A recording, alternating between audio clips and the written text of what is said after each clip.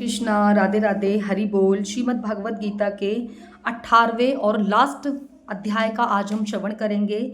भक्तों, ये जो अध्याय है 18वां बहुत ही महत्वपूर्ण अध्याय है, लास्ट अध्याय है, इसीलिए बहुत बड़ा है। इसको एक साथ वीडियो में कैप्चर नहीं कर पाऊंगी मैं। आधा अध्याय मैं आज सुनाऊंगी, आधा अध्याय आपको कल सुनाऊंगी।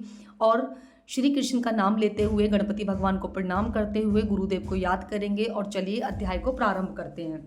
उसके उपरांत अर्जुन बोले, हे महाबलो, हे अंतर्यामी, हे वासुदेव, मैं संन्यास और त्याग के तत्व को पृथक पृथक जानना चाहता हूँ। इस प्रकार अर्जुन के पूछने पर श्री कृष्ण भगवान बोले, हे अर्जुन, कितने ही पंडित जन तो कर्मों से त्याग को संन्यास जानते हैं और कितने ही विचार कुशल पुरुष सब कर्मों के फल को त्याग कर कहते हैं, तथा कई एक विद्वान ऐसे कहते हैं कि कर्म कभी दोषयुक्त है, इसीलिए त्यागने के योग्य है। और दूसरे विद्वान ऐसे कहते हैं कि यज्ञ, दान तथा तत्व पूर्व रूप कर्म त्यागने योग्य नहीं है। परंतु हे अर्जुन, उस त्याग के विषय में तू मेरे निश्चय को सुन।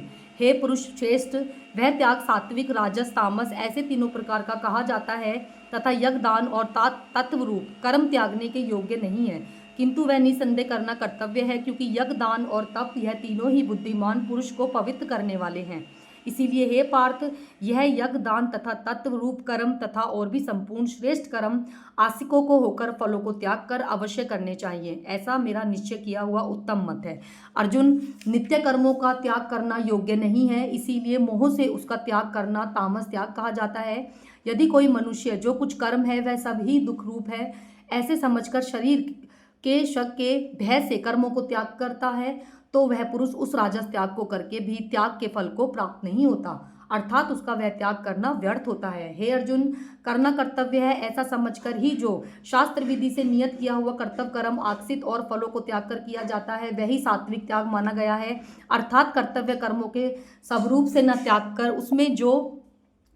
उसमें जो भी आश्रित और फल का त्याग है वही सात्विक त्याग माना गया है। हे अर्जुन, जो पुरुष अकल कल्याणकारक कर्म से तो देश नहीं करता और कल्याणकारक कर्म से आसक्त नहीं होता, वह शुद्ध सत्व गुण से युक्त और पुरुष संशय रहित ज्ञान वह त्यागी है, क्योंकि देहधारी पुरुष के द्वारा संपूर्णता से सब कर्म त्यागे जाने से शक्त नहीं है। इससे जो पुरुष कर्मों के फल का त्यागी है वही त्यागी है, ऐसा कहा जाता है। सकामी पुरुष के कर्म का ही अच्छा, बुरा और मिला हुआ ऐसे तीन प्रकार का फल मरने के पश्चात भी होता है, और त्यागी पुरुष के कर्मों का फल किसी काल में भी नहीं होता, क्योंकि उनके द्वारा होने वाला कर्म वास्तव में कर्म होता ही नहीं है। हे महाबलो, संपूर्ण कर्मों की सिद्धि के लिए अर्थात संपूर्ण कर्मों के सिद्ध होने से ये 5 हेतु संख्या सिद्धांत में कहे गए हैं, उनको मैं तेरे से भली प्रकार बताता हूँ। हे अर्जुन, तो सुन। इस विषय में आधार और कर्ता, न्यारे न्यारे करण और नाना प्रकार की न्यारी न्यारी चेष्टा एवं वैसे ही 5वां हेतु देव कहा जाता है, क्योंकि मनुष्य मन, वाणी और शरीर से शास्त्र के अनुसार अथवा विपरीत भी जो कुछ कर्म आरंभ करता है उसके ये 5 ही कारण हैं।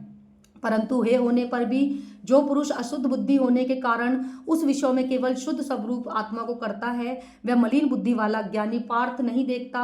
हे अर्जुन, जिस पुरुष के अंतकरण में करता है तथा वह भाव नहीं है, जिसकी बुद्धि सांसारिक पदार्थों में संपूर्ण कर्मों में विलीयमान नहीं होती, वह पुरुष इन सब लोकों में मरकर भी वास्तव में न मरता है और न पाप से बंधता है। हे भारत, ज्ञाता, ज्ञान और जेग यह तीनों कर्म के प्रेरक हैं, अर्थात इन तीनों के संयोग से कर्म में प्रवृत्त होने की इच्छा उत्पन्न होती है, और कर्ता, करण और क्रिया यह तीनों कर्म के संग्रह हैं, अर्थात तीनों ही संयोग कर्म बनाता है।